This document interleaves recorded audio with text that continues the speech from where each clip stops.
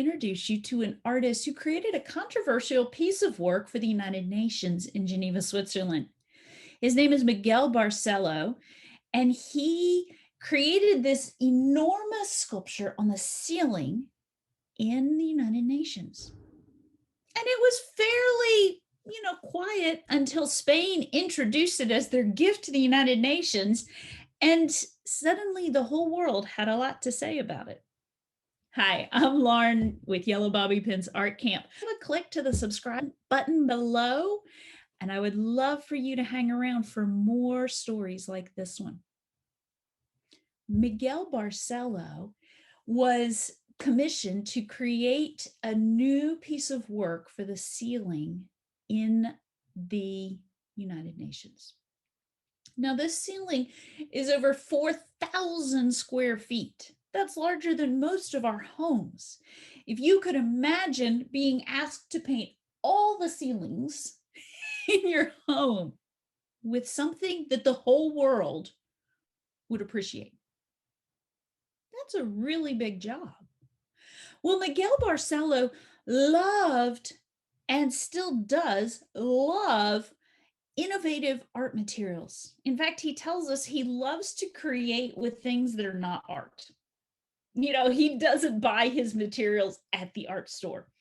He doesn't particularly go and buy canvases or paint. He finds things that are not art supplies and turns them into art. And that's ultimately what he did with the ceiling at the United Nations. Now, the whole ceiling had to be rebuilt because the work he was installing was heavy, and you didn't want it to collapse down onto the people who were having a meeting down below. That would be a little ridiculous. So Miquel Barcelo had the ceiling completely rebuilt, and it's slightly domed, kind of the way my hands are a little bit domed. It's not a big dome, it's just gently domed. And as he had it rebuilt, he then installed a floor, just a temporary floor, so he could stand and work on the ceiling. And he began installing stalactites. So think about a cave, and stalactites are the sculptures that grow down in a cave. And he began installing them out of plaster on the ceiling coming down. And in time, the plaster would dry and harden and become very much like a concrete sculpture. And then it kind of became dangerous to walk around in there because there's stalactites that might bonk your head. After it dried, Miquel Barcelo brought in giant spray hoses, kind of like what a fireman would use to put out a fire. It has those two handles on the side. He collected pigments from around the world and used those to color his sculpture. He didn't buy paint. He went and collected pigments. So he might have had to dig in the earth or collect berries. There are lots of ways you can collect pigments. And he used these pigments to color the paint that he sprayed with his spray nozzle all over the stalactites. And first he sprayed the entire ceiling of stalactites with really brilliant colors. And then he sprayed one side of the stalactites with a lighter color, so that as you walk around the room, when you're on the floor, right? We're not on the ceiling anymore.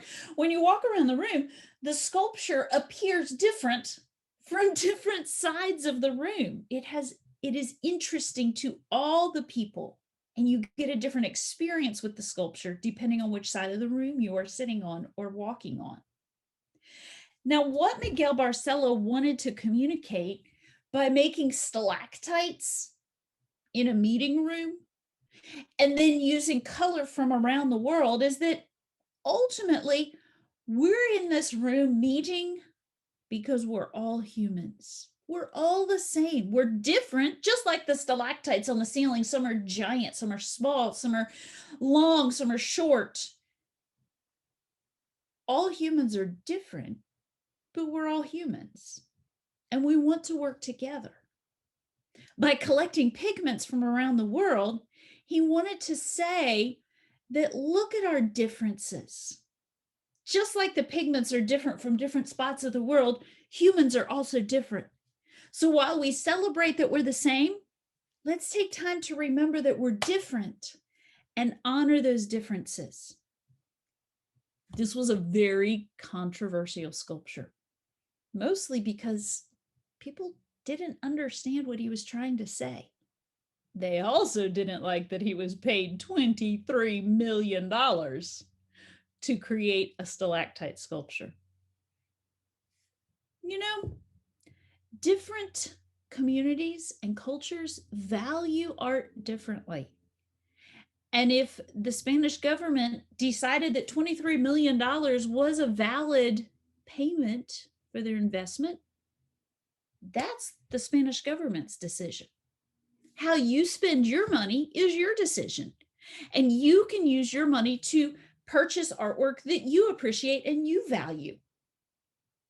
Just like you as an artist get to create art that you feel has a message. Miquel Barcelo's art has a message if we can stop and listen and sit with him to hear what he has to say. Let's try making our own stalactite sculpture. It's kind of wild and crazy. In fact, mine is finished, and right now when I hold it this way, it's a stalagmite. It's growing up. But now that it is finished, I could mount it to the ceiling in my room and it would be a stalagmite stalactite sculpture, excuse me, those words get twisted in my tongue, to hang from the ceiling and remind me of the lessons from Miquel Barcelo's artwork. Let's get started creating our sculpture together. You will need to get some tempera paint, a cardboard circle, aluminum foil, and a small bottle of Elmer's glue. You can also see I've gathered some paper towels and a bucket of water to get our project started today. When you get your aluminum foil, get some smaller sheets. So go ahead and tear it off. We're going to make our stalactites by forming around our fingers and then carefully pressing it to the cardboard and folding the extra over the edge. Now, it won't be permanent yet, and it may come back off at this point. That's okay. You can slide it back on. No big deal. There's another way you could make your stalactites. You could grab a pencil, and sometimes I will put my pencil off on the side. You can put it in the middle. You can put it in the side. This, if it's on the side, it may make a shorter stalactite. So it will help you have different heights. Some stalactites are tall, some are short. You want to overlap a little bit so your stalactites begin to be side by side. Little by little, you want to continue repeating this process to fill up your cardboard circle. I'm folding and pressing and filling up the circle as it goes around. Sometimes I put more aluminum foil on top of my stalactites to allow for them to get greater height. Some of my stalactites continue to grow taller, and I'm checking it by turning it on its side and twisting it around. And now it's time to cover my stalactites. This is just water. I'm dipping my paper towel in the water, and I'm turning each stalactite into a little ghost. All right, so grab your paper towels, rip them into small pieces, and turn your stalactites into a ghost. I dip it in the water, squeeze the water out, kind of shake it open, twist it open, and I turn each stalactite into its own little ghost. Now, the paper towels aren't going to stick right now, and that's okay. Our first job is really just to get a little bit of paper towel on there. So dip it in the water, turn them into ghosts. Ta-da! Now grab your glue. I'm going to pour, squish, squeeze my glue into the water and stir it up and dissolve it. So it's basically the same amount of water and glue, equal amounts, to make a little bit of a paper mache. You'll notice I'm painting it onto the paper towels. Kind of helps give the beginnings of our shell. I want to make sure all the ghosts get glue on them. Now I'm dipping the next layer of paper towels into the glue, carefully squeezing off the extra. And let's begin to cover up the aluminum foil that's still showing and help those stalactite ghosts get their second layer. I'm smoothing it in as I go. Let's grab some more paper towels. Dip it in the glue and carefully wipe off the excess. Spread the paper towel out. Cover the stalactite. Smooth it in with your fingers. If you can, tuck it under the edge a little bit. Now you're going to get messy. If you need to take a break and wash your hands, go do that. Traditional paper mache is water and flour, but sometimes that can get moldy, and that's not my jam. So I'm using glue and water. Now, when it's time to paint, you could paint with wet paper towels, or you could let your sculpture dry and paint it when it's dry. Because I'm already in motion, my sculpture's wet, and I'm painting my sculpture using tempera paint. Tempera paint is washable. Now as my paint dries and the glue dries, it'll all become a very unified sculpture.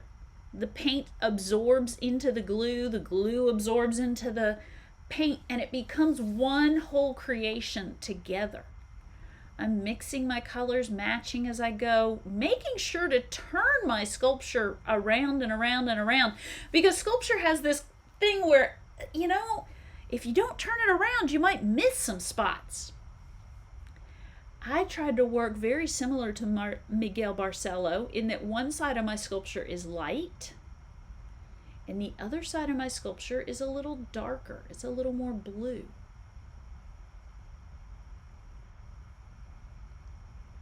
I can't wait to see the sculptures you create. Grab your supplies and get to work. What can you create using aluminum foil, paper towels, and glue?